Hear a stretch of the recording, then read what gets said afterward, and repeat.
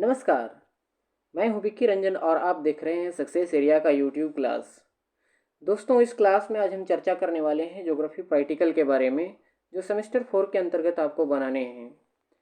तो geography semester 4 में जो बनाने हैं आपको प्रैक्टिकल्स, उसमें आपको एक टॉपिक दिया हुआ है प्रशांत महासागर की जलधाराएं। तो दोस्तों, आइए आज हम लोग इसी टॉपिक पे चर्चा करते हैं और आपका प्रैक्टिकल फाइल जो है वह बेहतर कैसे बनेगा, इसके बारे में हम लोग जानते हैं। तो शुरू करते हैं। सबसे पहले हम लोग की जो महासागरीय धाराएं होती है, इसका तात्पर्य क्या होता है। तो दोस्तों, हम लोग जिस प्रकार नदी देखते हैं कि हमारी जो भूमि की सतह है उसमें नदियां जो है वह कलकल करती हुई बहती है, एक जगह से दूसरी जगह वाटर्स को लेकर के जाती है। उसी प्रकार जब हम लोग महासागरों में जाते हैं तो महासागरों में भी जल का प्रवाह जो है वह एक निश्चित दिशा से दूसरे दिशा की ओर होता है, और ये भी वहाँ पे एक नदियों के समान ही अपने साथ जल को हजारों किलोमीटर तक बहा करके ले जाते हैं। इन्हीं धाराओं को हम लोग महासागरीय धाराएं कहते हैं। और इसी महासागरीय धाराओं के अंतर्गत आज हम लोग जानेंगे प्रशांत महासागर की जलधारा के बारे में। तो जब हम लोग प्रैक्टिकल फाइल बनाएंगे तो सबसे पहले हम लोगों को इसकी भूमिका की चर्चा करनी होगी। भूमिका में देखिए क्या लिखा जाता है। महासागरीय या फिर सागरीय धाराएं महासागरों में नदी प्रवाह के समान होती है। यह निश्चित दिशा में बहुत अधिक दूरी तक महासागरीय जल के एक राशि के प्रवाह को महासागरीय धारा हम लोग कह सकते हैं या फिर कहते हैं।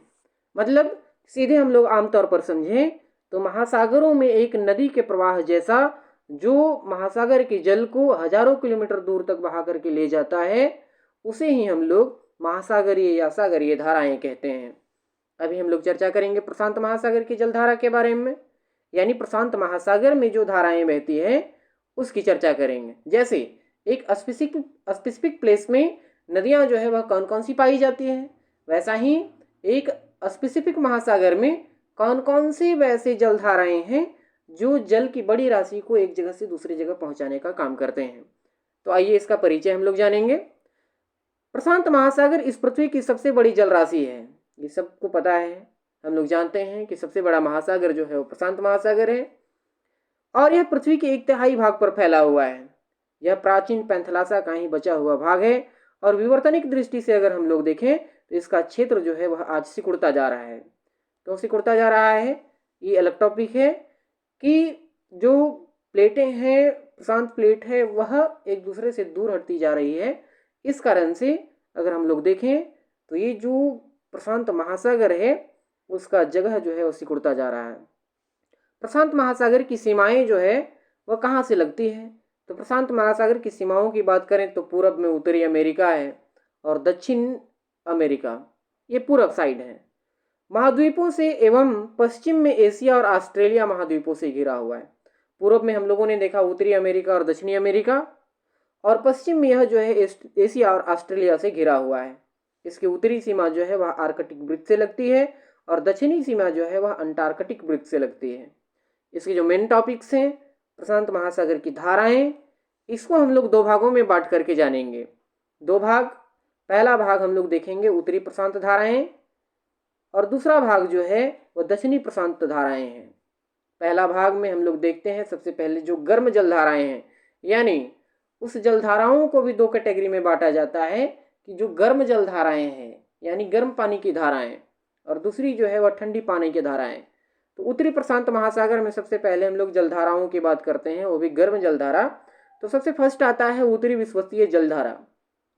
उत्तरी विषुवतीय जलधारा, और इसका विस्तार जो है वह मैक्सिको तट से लेकर फिलीपींस तट तक है। तो इतना आप लोगों को लिख देना है। दूसरा जो है वह क्यूरोसियो जलधारा है, जिसको हम लोग इसकी जो शाखा है वो सुसीमा धारा के नाम से भी जानी जाती है। इसका विस्तार जो है वह ताइवान के दक्षिण से 45 डिग्री उत्तरी अक्षांश में जब हम लोग जाएंगे तो ये हम लोगों को मिलेगा क्यूरोसियो जलधारा। उसके बाद आइए उत्तरी प्रशांत शाखा जो है तीसरा, इसका तीसरा जो जलधारा है यह है उत्तरी प्रशांत प्रवाह, जिसको अलास्का धारा के नाम से भी जाना जाता है। इसका विस्तार हैकेडो के पूर्व से लेकर उत्तरी अमेरिका के पश्चिमी तट तक है। तो आपको जलधारा लिखना है और उसका विस्तार लिखना है, इतना ही जो है वह काफ़ी है आपके लिए। उसके बाद इसकी ठंडी जलधाराओं को देखते हैं हम लोग। तो ठंडी जलधाराओं में पहला है कमचटका, ओयोसियो जिसको बोला जाता है क्यूराइल। ये तीनों एक ही नाम है, कमचटका, ओयोसियो, क्यूराइल। और ये जो है आखुटस्क धारा का एक शाखा है। इसका विस्तार बेरिंग स्ट्रेट से लेकर हैकेडो तक है। तो ये जो है ठंडी जलधाराओं में से है। उसके बाद इसकी जो ठंडी जलधाराएं हैं वह है कैलिफोर्निया जलधारा। इसका विस्तार हम लोग देखेंगे तो कैलिफोर्निया तट तक मिलेगा। इन गर्म और ठंडी जलधाराओं के अलावे भी एक धारा पाई जाती है जिसको विषुवतीय प्रतिधारा हम लोग कहते हैं। यानी धारा के प्रवाह को मैनेज करने के लिए, मेंटेन करने के लिए एक प्रतिधारा जो है वह गुजरती है। इसी को हम लोग विषुवतीय प्रतिधारा कहते हैं। इसका विस्तार पश्चिम में हम लोग अगर देखें तो मिंडनाओ द्वीप से लेकर पूर्व में पनामा की खाड़ी तक जो है इसका विस्तार है। तो ये हम लोगों ने देखा उत्तरी शाखाओं के बारे में, उत्तरी प्रशांत धाराओं के बारे में। अब हम लोग जानते हैं इसकी दक्षिणी प्रशांत धाराओं के बारे में। आइए दक्षिणी प्रशांत धारा की हम लोग चर्चा कर लेते हैं। तो सबसे पहले गर्म जलधारा को देखें हम लोग। तो पहला गर्म जलधारा में आता है इसका दक्षिणी वाला छोर में। तो इसका विस्तार अगर हम लोग देखें पेरू एवं इक्वाडोर के तट से लेकर के पापुआ न्यूगिनी तक है। उसके बाद पूर्वी ऑस्ट्रेलियाई धारा जो है, पूर्वी ऑस्ट्रेलियाई धारा, इसका विस्तार जो है वह कहाँ है? तो इसका विस्तार देख लेना है ऑस्ट्रेलिया के पूर्वी तट से लेकर 40 डिग्री अक्षांश जो है, यहाँ से तट पर 40 डिग्री के अक्षांश पर हम लोग देखेंगे तो ये हमें मिल जाएगा पूर्वी ऑस्ट्रेलियाई धारा। उसके बाद अल नीनो धारा, ये जो है बहुत ज़्यादा है। अल नीनो बहुत ज़्यादा विख्यात है। अस्थाई धारा होती है, बदलते रहती है हमेशा। इसका विस्तार जो है कहाँ से है?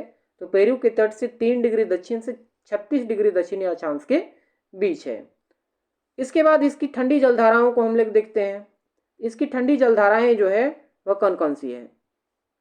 तो दोस्तों इसकी जो ठंडी जलधाराएं हैं वह है पहला पेरू धारा, जिसको हम्बोल्ट धारा के नाम से भी जाना जाता है। इसका विस्तार कहाँ है? तो पेरू एवं चिली के तट पर है। उसके बाद पछुआ पवन प्रवाह है। एक पछुआ पवन प्रवाह जो है उसका धारा है, और यह जो है पछुआ पवन के विस्तार क्षेत्र में पश्चिमी से पूर्व की ओर यह जो है होती है। यानी जो पछुआ पवन है उसी के साथ साथ यह धारा जो चलती है और पश्चिम से पूर्व की ओर इसका विस्तार होता है। चलिए अब हम लोगों ने यहाँ तक देखा। इसके बाद हम लोग इसका एक मैप देख लेते हैं, जिसमें हमारा ये मैप बना हुआ है और मैप में सारा कुछ जो है वह डिटेल में बताया हुआ है। तो आप यहाँ पे देख सकते हैं कि यहाँ पे अगर हम लोग बात करें तो कौन कौन सी धारा जो है, यहाँ पे देखिए ये जो हमारा विषुवत रेखा है जिसको हम लोग भूमध्य रेखा कहते हैं, ये भूमध्य रेखा है जिसको विषुवत रेखा के नाम से हम लोग जानते हैं। तो ये जो है विषुवतीय प्रतिधारा जो है इसी से बहती है। इसके उत्तर साइड में उत्तरी प्रशांत विषुवतीय धारा और दक्षिण साइड में दक्षिणी प्रशांत विषुवतीय धारा है। यह जो है एंटी क्लॉकवाइज, यहाँ से ये स्टार्ट होती है एंटी क्लॉकवाइज, ये पूरा ऐसे।